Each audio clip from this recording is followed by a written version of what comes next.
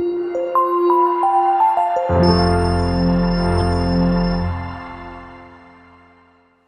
everyone, I'm back with another reference video, and this is going to be about a very popular visa type, B1, B2 visa.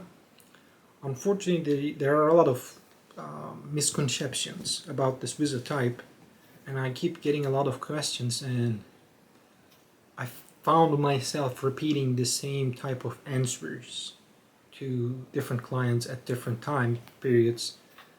This is my call, like whenever something like this happens, I feel like yes, there should be a video about this. I have to come up with another reference video. So here we are.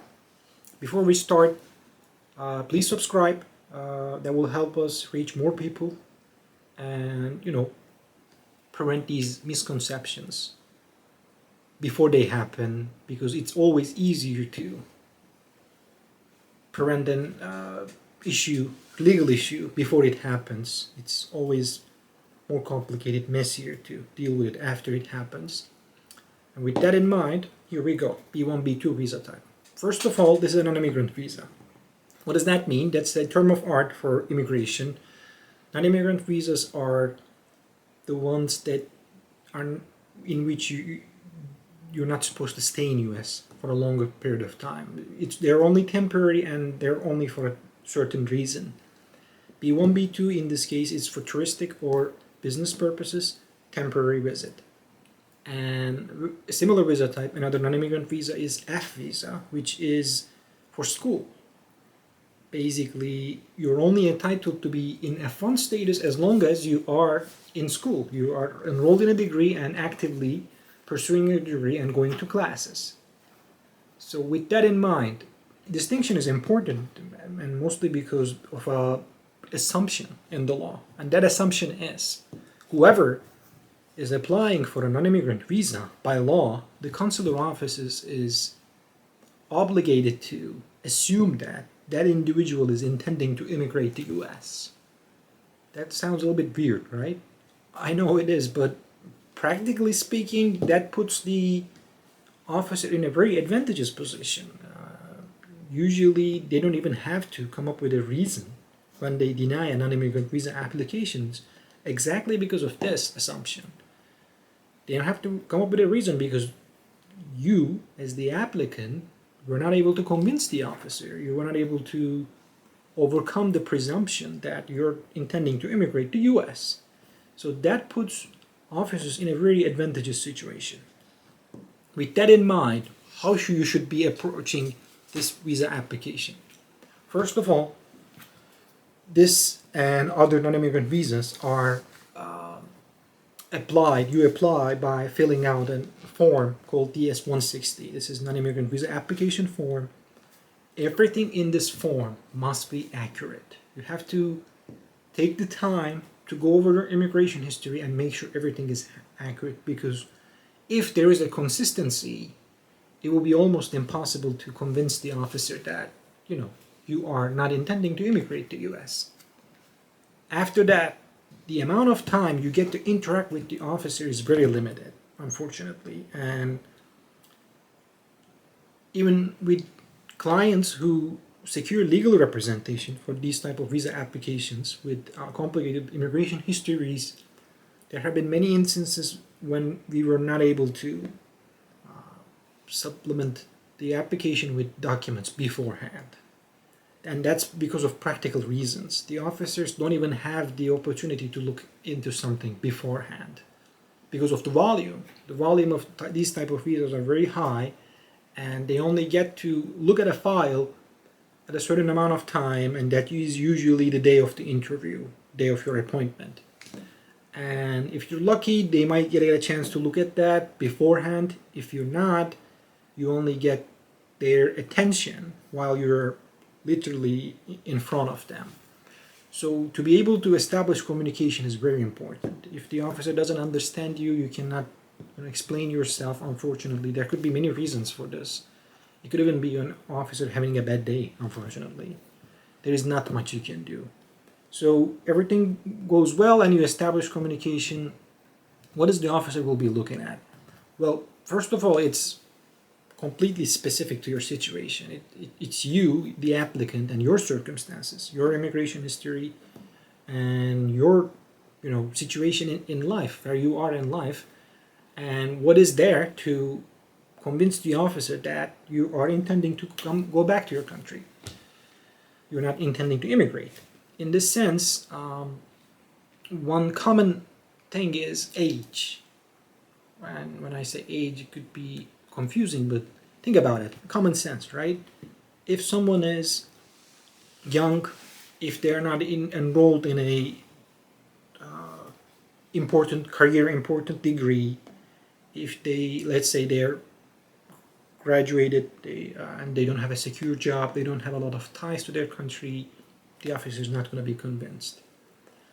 And at the same time, if someone is older, and again, no ties to their country, no family, no permanent job, nothing, that would again would be not convincing for the officer. So in this sense, it's highly specific about the individual circumstances. There might be a way to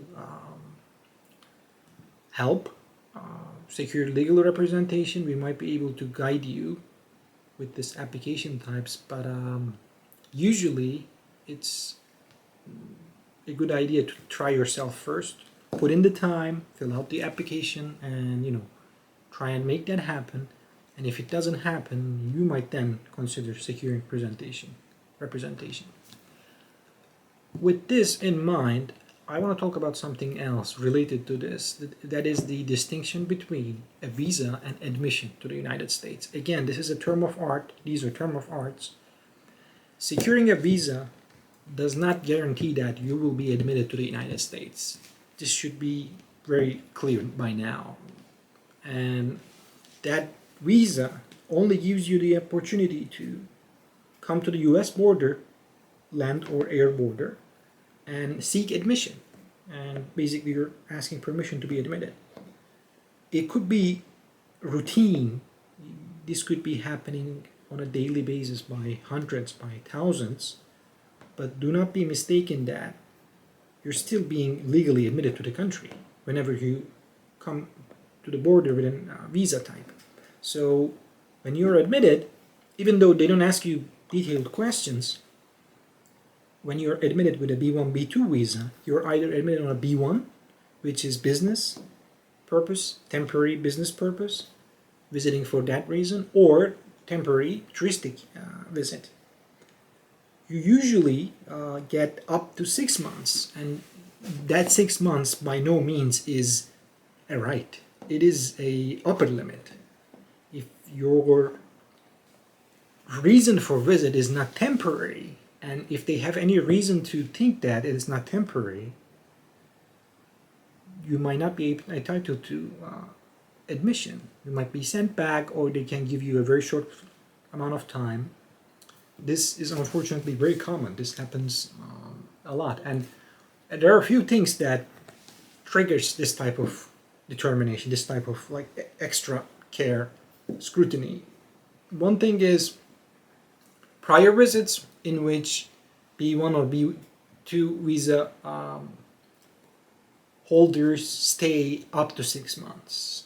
And if they stay up to 6 months and leave the country and come back after a very short amount of time, that is usually bound to create the suspicion that you don't have a temporary intent to visit the United States. When this happens, I'm not saying it's impossible, but you get secondary inspection. You get to explain yourself to the officer, and they might be convinced. They might let you in. Things like these, staying up to 6 months, and having multiple visits in a short period of time, might trigger a secondary inspection. So when the secondary inspection doesn't happen, it's routine. It's what happens on a daily basis by hundreds, thousands, in different airports around the country. But in your circumstances, there might be things that make the CBP, Customs and Border Patrol officer, to think that you don't have a temporary intent. I'll leave it at this. this is general information. I mean, I'm just hoping to be guidance, a starting point for people who have a need for this information. If you have a specific need, situation, please do not hesitate to reach out. We have a convenient way of booking an appointment directly with me. You can book an appointment to that link down in the description for free, up to 15 minutes. And my schedule, whatever my availability is in there. So it's a very convenient system. If you have questions, again, feel free to reach out. We are more than happy to assist you here with all things immigration. Thank you for listening. Thank you for watching, and have a nice day.